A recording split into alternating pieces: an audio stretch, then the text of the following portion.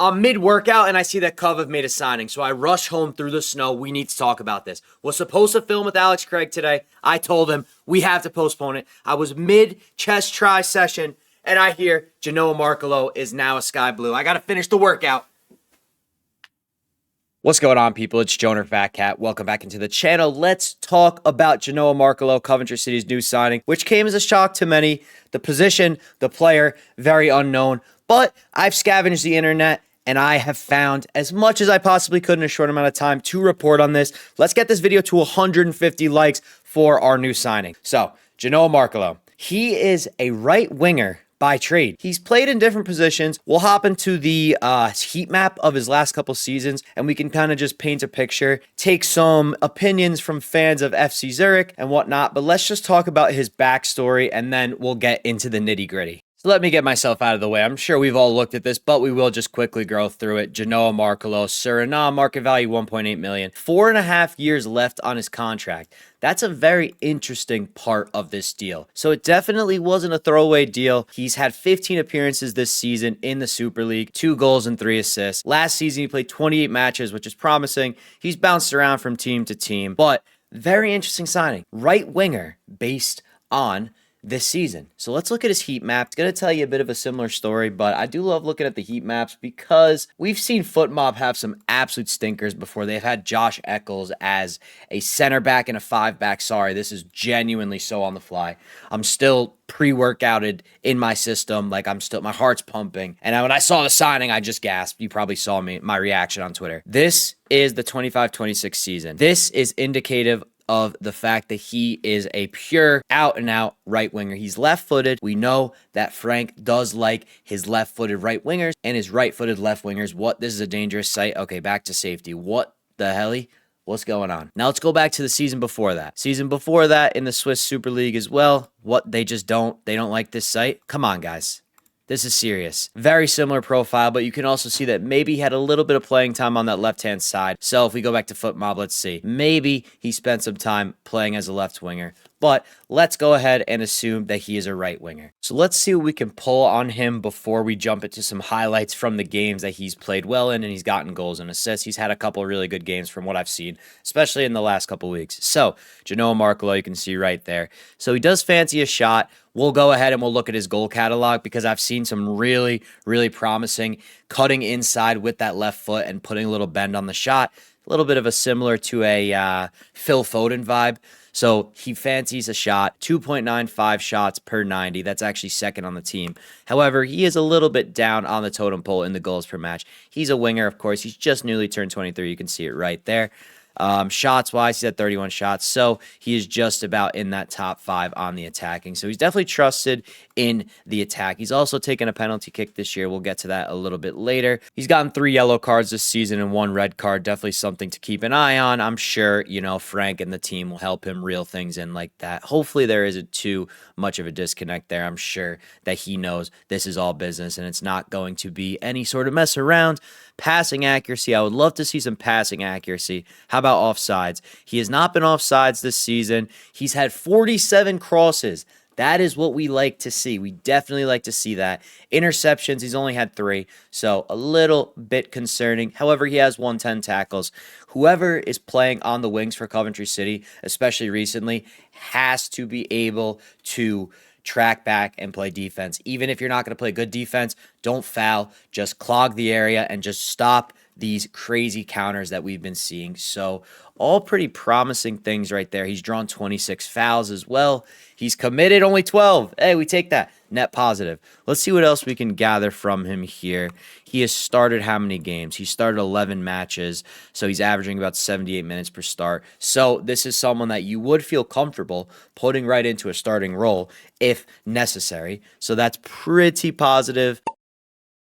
Little more yap, sorry. He's third on the team in assists. He's second on the team in shots per 90. He's second on the team in big chances created. You love to see that. He is got the second most expected assists per 90. He has the third most expected assists on the team. He's got the second most successful dribbles per 90. And then he's got the third best XG plus XA. So pretty respectable and commendable statistics from a player that is just newly turned 23 years old and, is just trying to find his footing in professional football. So that's good stuff. 75% passing accuracy. Let's compare that to our wingers. Sakamoto is at 80.5, so 5% higher. Let's see what Mason Clark is at. He's at 76.7%. You take it. Tats is definitely someone involved in build-up play a little bit more than Efron Mason Clark, so you would expect his passing accuracy to be a little bit higher because he tends to get the ball a little bit deeper because he's going to track back and play defense. I was able to find posted on January 20th, so this is before the signing. So obviously we have to go and we have to watch this cheeky little highlight clip together. I haven't seen it yet. I don't know if you've seen it yet. Whatever. Let's see what he's got. Oh, the dramatic music. Oh, whoa, hang on. Nice cut inside on the left. Wow. Okay. Oh, the Ronaldo chop of dreams. Oh, that's the same goal. Anyways, is there anything else? No? So 3 angles of the same goal. Okay. And then you could see another article here saying from Blick Sports that it's reportedly around 5 million euros. I highly doubt that. I definitely think it would be less than that. But you can maybe speculate on that with the amount of time he has left on his contract. Maybe he's on low wages. We will never know. It will never come out. So here's a clip from a goal that he scored last season. So you can see him. He is number 26. He is just staying back. He stays near the top of the box and a very nice finish with the left foot. So 2 goals that we have seen from him so far is that he's got a nice curl on that left foot. He loves a cut in, kind of a Sakamoto type of vibe. I'm not exactly sure what this means for the club. I'm really not. I think that could be telltale and indicative of maybe Jack Rodoni being out for an extended amount of time, which is a scary thing, and it could just be speculation. But let's discuss that theory, because I think we could all agree it does not make the most sense to bring in another right winger, considering you've already brought in Romain Esse. You've also brought in Min Hyuk Yang, who can play on the right side. Esse has been starting in that role, and then Tatsu Sakamoto has been coming in as a super sub. What does this mean?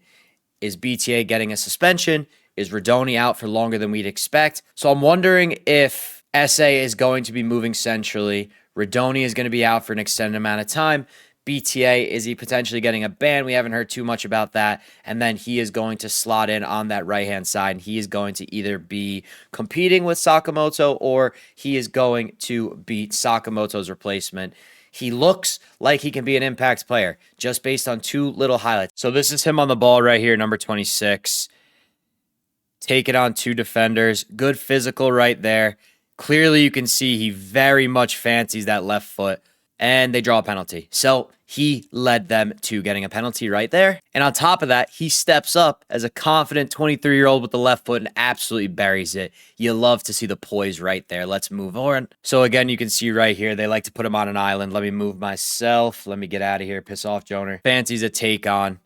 Loves that left foot. That'll be interesting. Wow. Great assist, great ball, great finish. Don't care about the finish. Care about the ball. Beautiful stuff right there. That reminded me of the goal that Tatsu and EMC linked up in the Wrexham game back on Halloween to put us up 1-0. So in a 4-2 loss, he had an assist and a yellow card. On November 29th against Grasshopper, he had an assist, and he also got a red card, unfortunately. Must have been at the end of the game. Who knows? Not going to look into it. Don't really care, to be honest with you.